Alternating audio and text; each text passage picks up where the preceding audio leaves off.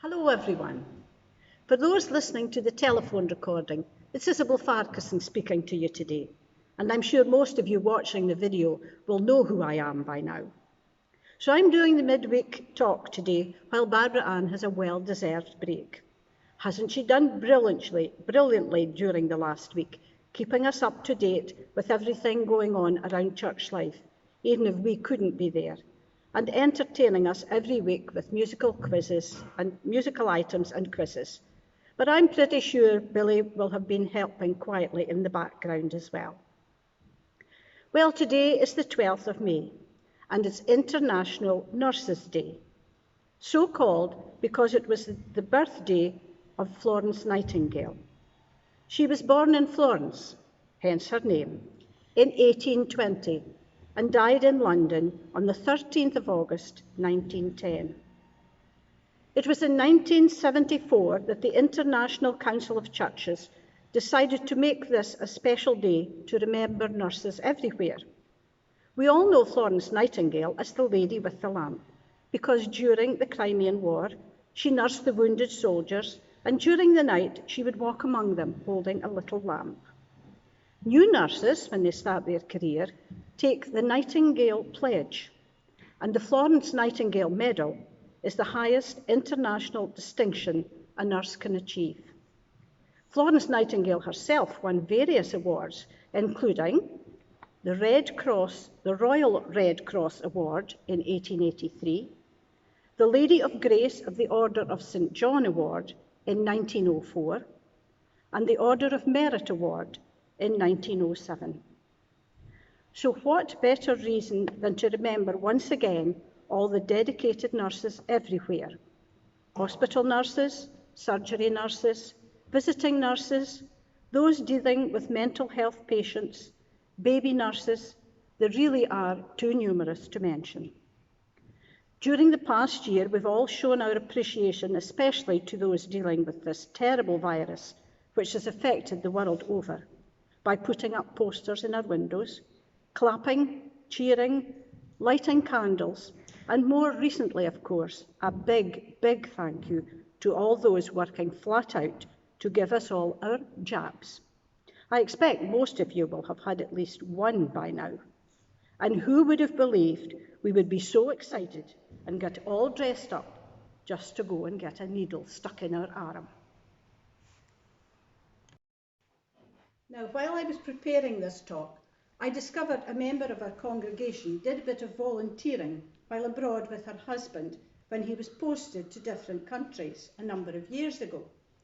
So May Clark is going to tell you a bit about that now. Over to you, May. Thank you. Thank you, Isabel.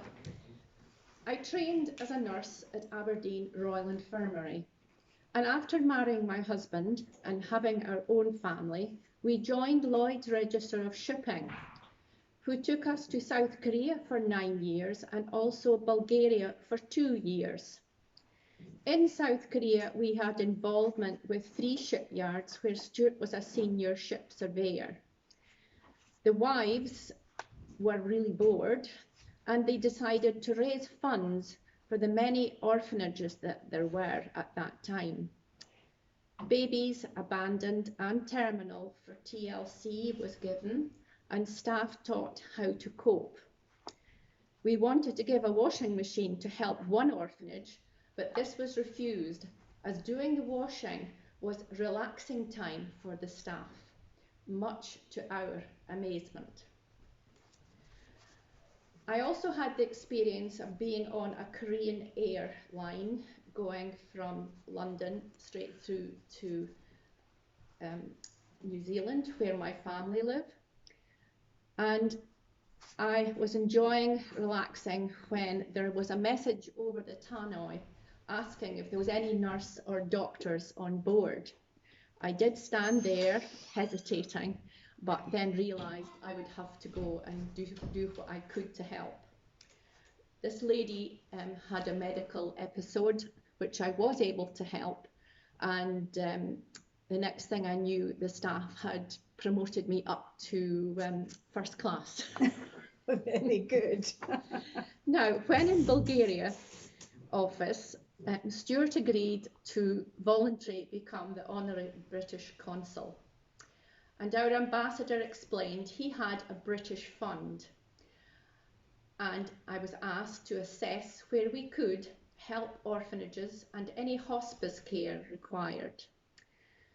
I found a lady living in a coal shed who was very terminal. They were sad days, but satisfying we could make a difference.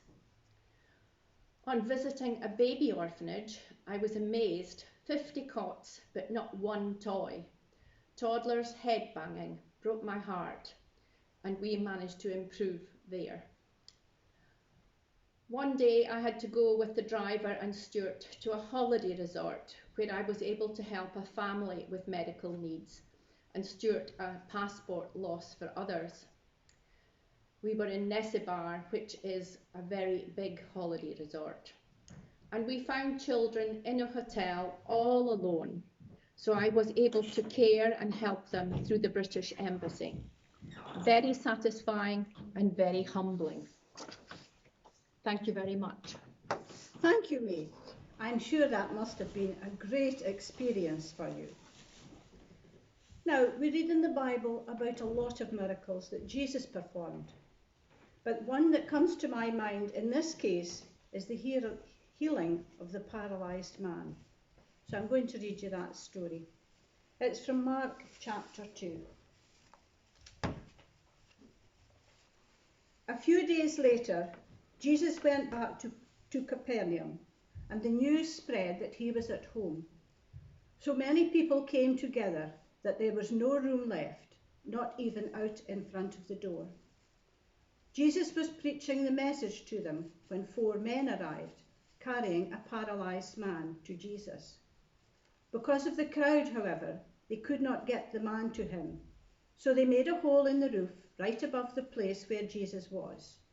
When they had made an opening, they let the man down, lying on his mat.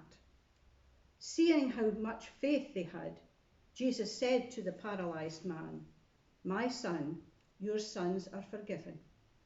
Amen. That man's friends had great faith in Jesus that he would heal him, and I'm sure many people during the past year have been looking for miracles and have had faith in the hospital staff who were attending them. And thank God most of them were rewarded for the faith as that man was in the Bible. I'd like to finish now with a short poem that's entitled Rainbow Nurses. Let me tell you how special you are, through colours one by one. A nurse is someone special because not every day is fun. The colour blue reminds us of the compassion that you show. The colour pink for the love you bring to patients you may not know. The colour red for brightening the room and making things so fine. The colour yellow for being so warm, just like a grey of sunshine. Thank you for the work you do. It's all so very clear. Nurses are all very special, and you're in our hearts so dear. We remember nurses everywhere today because it is their day, but we thank God for everyone who helps us all in all kinds of ways. Enjoy your newfound freedom, but remember to keep safe. God bless you all.